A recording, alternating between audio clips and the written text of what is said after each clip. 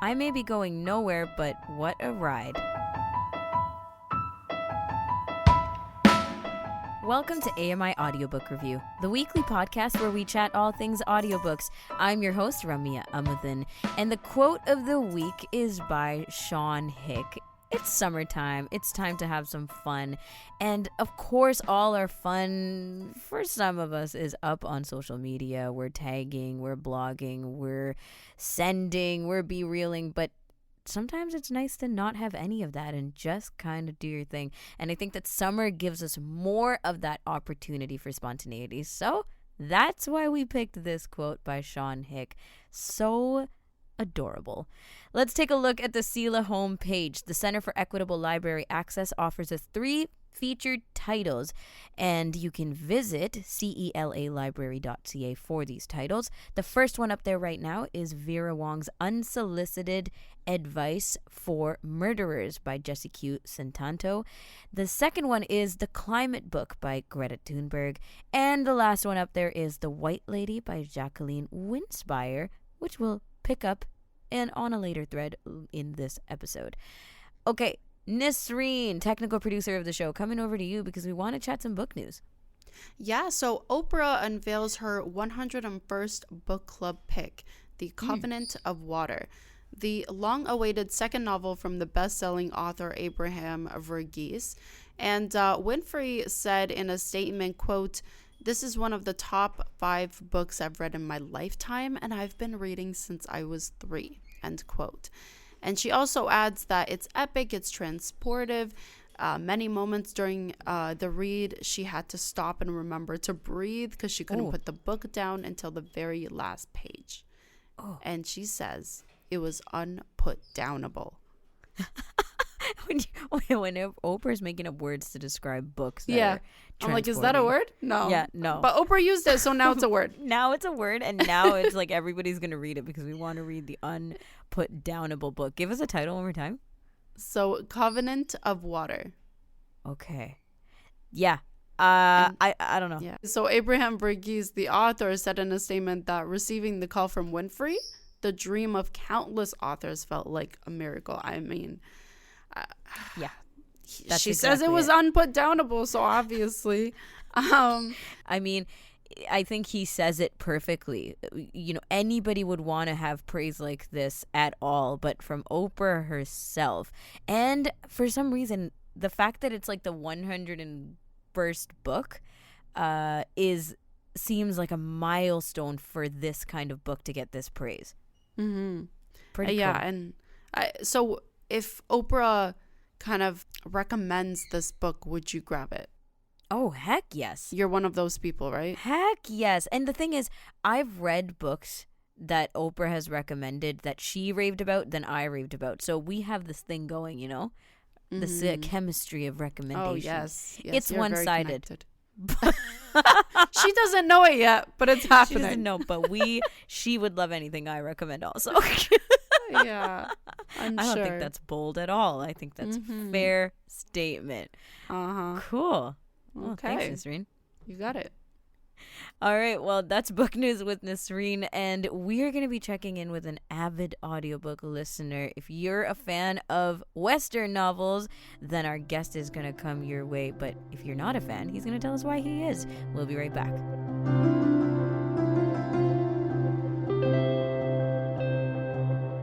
You're tuned into AMI Audiobook Review, the weekly podcast where we chat all things audiobooks. And it's time for the infamous pause or play. It's been a while, so let's get into it. I know I say that every single time. We glanced over a few books, 3 in fact, featured titles from the CELA Library. You can visit celalibrary.ca. That's the Center for Equitable Library Access. And one of those featured titles is The White Lady by Jacqueline Winspire. Let's get into this historical fiction / mysteries and crime stories. I'll give you a bit of a synopsis and then we'll go around the table and hit pause or play. A reluctant ex-spy with demons of her own, Eleanor finds herself facing down one of the most dangerous organized crime gangs in London, ultimately exposing corruption from Scotland Yard to the highest levels of government. The private quiet Miss White, as Eleanor is known, lives in a village in rural Kent, England, and to her fellow villagers seems something of an enigma. Well, she might, as Eleanor's occupies a grace and favor property, a rare privilege offered to faithful servants of the crown for services to the nation. But the residents of Shacklehurst have no way of knowing how dangerous Eleanor's war work has gone, or that their mysterious neighbor is haunted by her past. When the powerful Mackey crime family demands a return of their prodigal son for an important job, Eleanor assumes the task of protecting her neighbors, and Eleanor unwillingly sets out on a treacherous path, yet it's one that leads to her freedom. So, we don't know much, but we know that she's doing some serious activity out here. Nisreen, coming to you first. Pause or play on this book? I'm going to have to say pause. The historical fiction is not... Yeah, it's a hard pause. I wasn't caught on. It didn't catch me. It didn't grab my attention. Female protagonist? No? Yeah.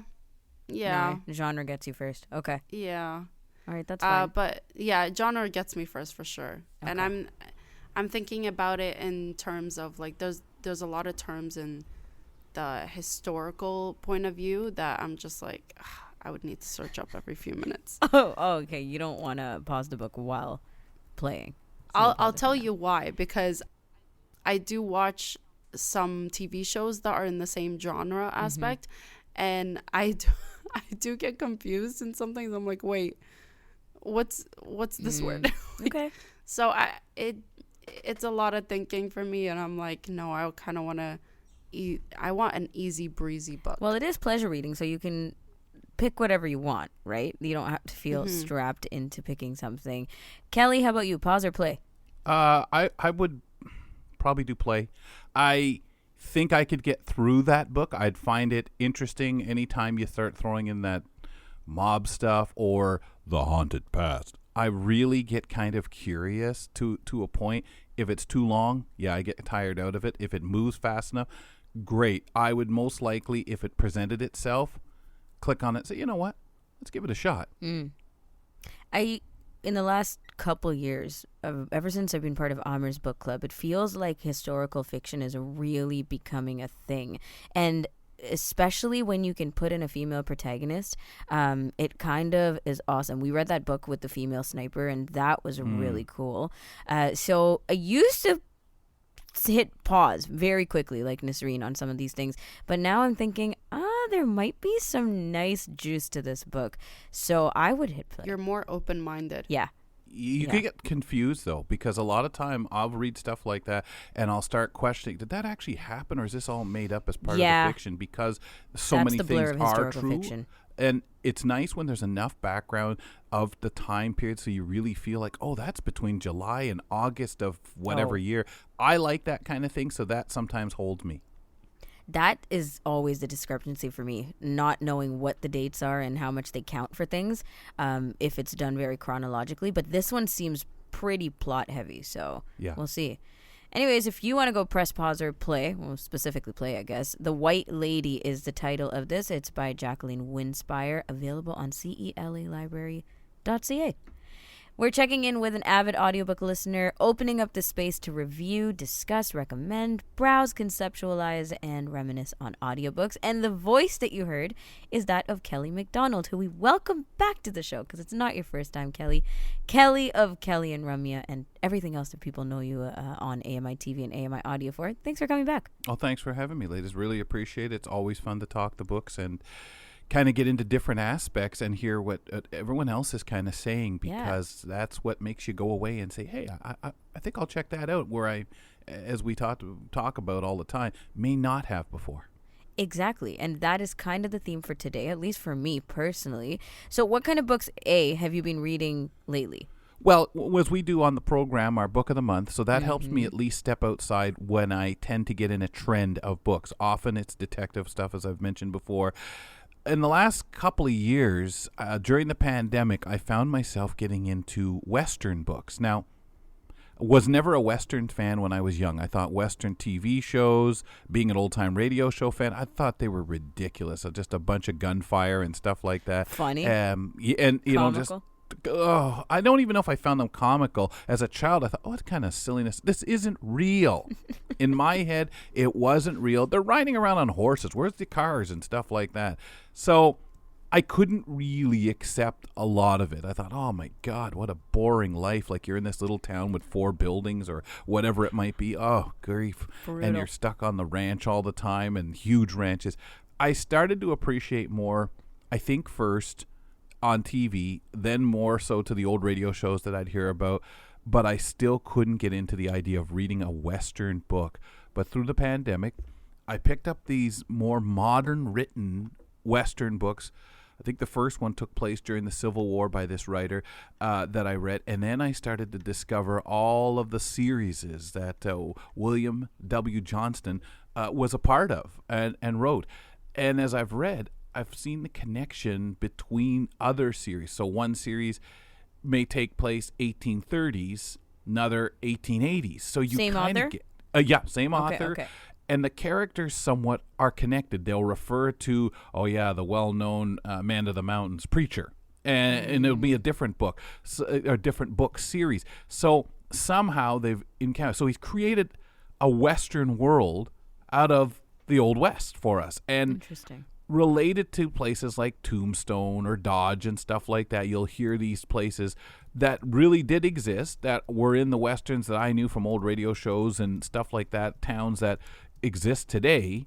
So I was able to make that kind of connection and feel he's created this interesting world. All right, well, what do you do with that? You know, I think what I remember of Westerns are people running around, howdy, partner, and all that stuff. How much of that's true? How much in these books did he stereotype with that? Now you throw in the violence. Now the violence, of course, is always overrated. We talk about gunmen killing 10, 20 people. Oh, how many notches does he have on his belt? There are definitely the killings. I don't feel it's the same way. He tries to bring, as human as you can, killing people to the reader. And I kind of find that refreshing. I find them longer stories than you would think you could do with them. And there are some subject matters in them that make you kind of, but what it makes you feel like is, okay, this is the stuff that was going on of the time. This is consistent in some of the older stuff that I've watched, or especially when you talk about people in saloons, and the ladies of the saloons and stuff, where on the older shows they were kind of careful how they reflected them. In these books, well, they're a little more out there, like what we read if we're talking about people on the streets today and working and that kind of stuff. Habits, the drinkers, that kind of thing. And you start seeing a reflection of opinion towards the Civil War in some of these. So I kind of find it fascinating. I find the characters that he has created and is consistent. And I liken it to so many of the writers out there today that write series. And again, guys, multiple books. Like I still feel like there's a conveyor belt. Multiple series. Yeah, and I feel there's a conveyor belt. How can you produce this many books on your own as a writer? So I always picture these people sitting around, and there's a team that will write, the Brothers O'Brien, one of the series that got. So you've got these people who write that under the name William W. Johnstone. I have no idea if that's what's being done out there these days, but it just seems so massive and a huge undertaking. Well, I'm curious about the formula for writing Westerns. Yes. Can you tell that there's this, and this that always take place? And I'm not sure if that's a storyline thing or if it's just the setting, or how things are presented. Like you mentioned, the characters, the deep dive of the lifestyle. What makes Westerns all fit into that category? Is there something you can put First of all, fables. Okay. That Nisreen, that's that person who did this. She's known for killing 10 men that, and you hear in every these little book, stories. In every book.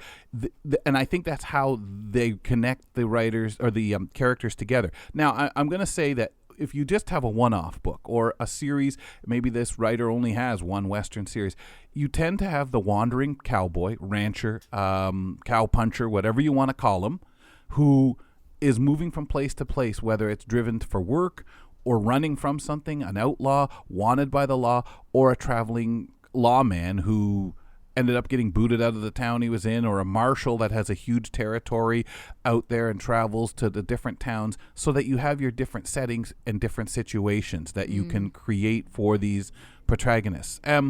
So that I notice. I notice the near misses, and what I'm noticing with in the way of death, when you're talking death, you're riding and suddenly the stagecoach you're on gets held up, and most of the people are killed, but you're left for dead. Ooh. So you get better, sicker. Somebody helps you. They rescue you, a mountain person or somebody else coming the other way helps you to water, and then you go hunt these people down who did this. And you may be doing it for yourself. You may be accused of being a part of the robbery. How did you survive? They killed everyone else, but Ramya, you survived. I think you're a part of it. You escape, and now you've got to hunt the people down to prove your innocence. I love it. A lot of that. A lot of thrill. A lot of thrill, and they don't go too long without some action. And I think that is the carryover of old westerns that would be a half hour or a short story. You got into town, the trouble started 20 minutes after you showed up, and you solved it and then rode into the sunset. So they still kind of hang on to some of that stuff, even though these books are 10 and 12 hours long. And 10 and 12 hours long is not a long book. No, that's not a long investment at all. So is it filled with this kind of action sequence? It can be. There can be. You could listen for 20 minutes, a half hour, and there'd be a lot of action. You can listen for 30 minutes, and the action isn't of killing someone, but there's definitely going to be shootouts and no real reckoning for the person you had to shoot. They kind of make it fairly cut and dry, unless that's going to be what sets you to running and sets you to meeting all sorts of characters along the way and filling out the story. I didn't really think I would enjoy a lot of this stuff. Yeah. But what I've found I've enjoyed is learning little tidbits about the West that he has researched. I enjoy that this guy has several series. Whether they're really connected or not, you don't have to read all the series or care about some of the other characters. You might read, I'm not interested in these guys or whatever. You've got the Brothers O'Brien. I mentioned those. You've got Texas John Slaughter, Blood Bond, about two other brothers in the Old West. Blood of the Mountain Man. This guy is an ex-gunfighter, an amazing shooter. Smoke Jensen. That's the other thing. Cool names. Yeah. Smoke Jensen. I just love it. Dooley Monahan. That's another one. Now, Dooley's interesting because there's a lot more humor and a lot more of that near missing kind of thing. That humble gunfighter, but he's not really a gunfighter. It's more of a rumor that follows him. But he gets in situations where definitely he can handle his gun. But a lot of time he's just trying to duck down behind something to keep from getting shot on a western street, and his gun hits something and the bullet go off and by chance kill somebody.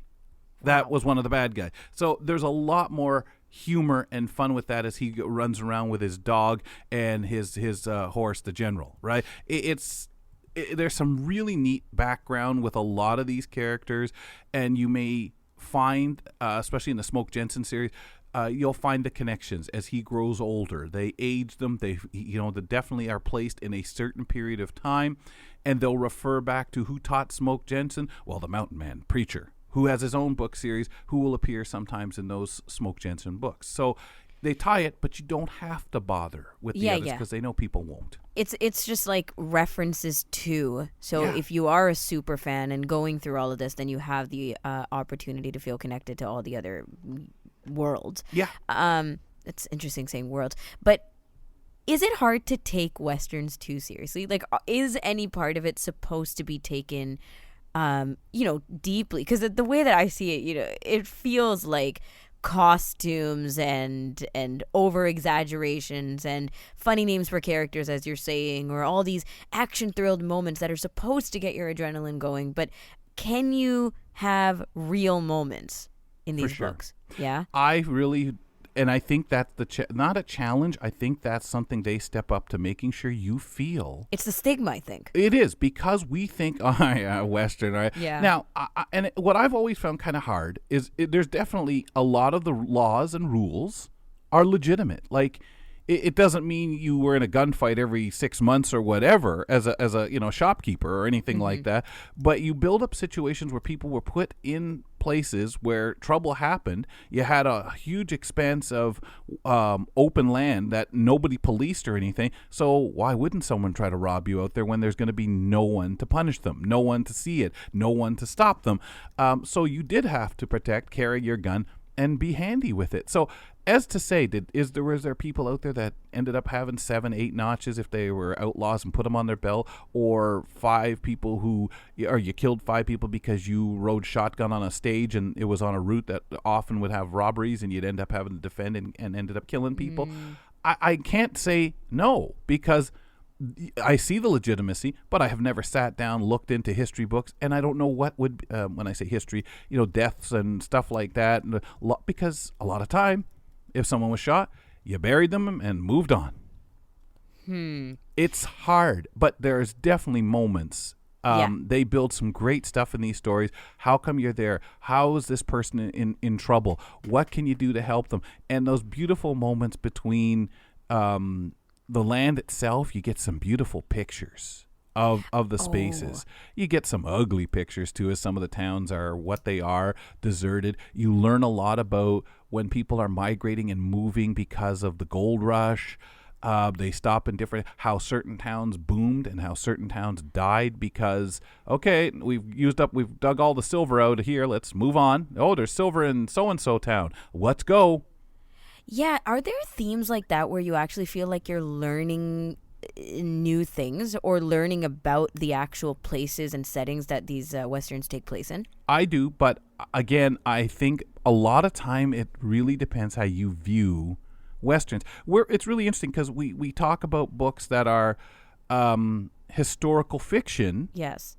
And we accept, oh yeah, there's things here that did happen at that time, and I like hearing about that. I don't question it. But for some reason with Westerns, and I don't know if it's because I can't be bothered to Google it or whatever, did this really happen? Does this town exist or whatever? So do you take it as more like, this is the writer's meant to paint the picture. Artistic license. Yeah, and I wonder about that because, of course, there's that vibe, right? This vastness of what's supposed to be a Western feel. So I'm wondering, wait, are there actually legit places that they take and include that detail for the pictures, or they just say, okay, here's your picture of a Western, that snapshot? In war, we accept, especially the older wars, whether it be the Civil War in the States, our 1812 war, or even going further back, in France, we accept these people, you saw someone, you killed them. The enemy appear in front of you and they have a weapon, you're going to take them out. We accept that people killed and a lot of time had no idea of the faces. And we accept that when we read history, when we read these books, and it's conceivable to us that, in a war, you were flying a bomber, you killed hundreds of people, possibly dropping bombs on places. In Westerns, I find American Westerns, we still question it. At least I do. I still, come on. And again, we know it's not so easy just to pull a gun and fire and wound or kill somebody. But then again, it's a totally different time. So you, in the last couple seconds we have here, you said that you avoided Westerns for a while. You had your old-time radio, and you were like, ha-ha, Westerns. And now you're clearly into it, and especially with this author. What's his name again? William W. Johnstone. Yes, thank you. So do you have a favorite part? Is this your go-to genre for a specific reason? Yeah, no, it's not a go-to. I enjoy it probably for all the silliness, and I'm not one who likes all that humor, right? I prefer more dramatic, but I start to laugh. I like the strangeness of the characters described, and again, you can only have so many one-eared guys or whatever for whatever. Oh, he lost his ear, and those situations make me laugh. Some of the descriptions have that black humor with them that I would get from my private detective stuff. When there's a gunfight or a fist fight. I like fist fights far more than anything. I like the descriptions. I giggle like a kid with that. And I think what got me interested in Westerns, listening to the old radio shows, were what they referred to as the adult Westerns, the Gunsmokes and stuff like that had more story. And they didn't always have a shootout. They didn't always have a brawl. And you had an episode that was funny. And you giggled at the characters and the situation they were put into. And I always like that kind of thing when you have an opportunity to take, especially in dramas and things like that, when there is that the Christmas episode where, so-and-so's Scrooge, this is their Scrooge episode, and so-and-so, that'd be a funny story. So once in a while I like that, but definitely I like sticking to the main plot of what these Westerns are supposed to be. Wandering, here's this character that I've recognized from the other books, okay, and now he's in this situation, or that I enjoy it. And still a little bit of comic relief. Kels, thank you so much for joining us. Oh, yeah. Thank you for asking. Kelly MacDonald of Kelly and Ramya joining us on this episode of AMI Audiobook Review. And that's it for this week. We're checking in with Amir Khan next week, so we'll wrap up the month with his 3 picks throughout. I'm your host, Ramya Amadin, with technical producer Nisreen Abdelmajid. And until the next episode of AMI Audiobook Review, happy audiobook listening.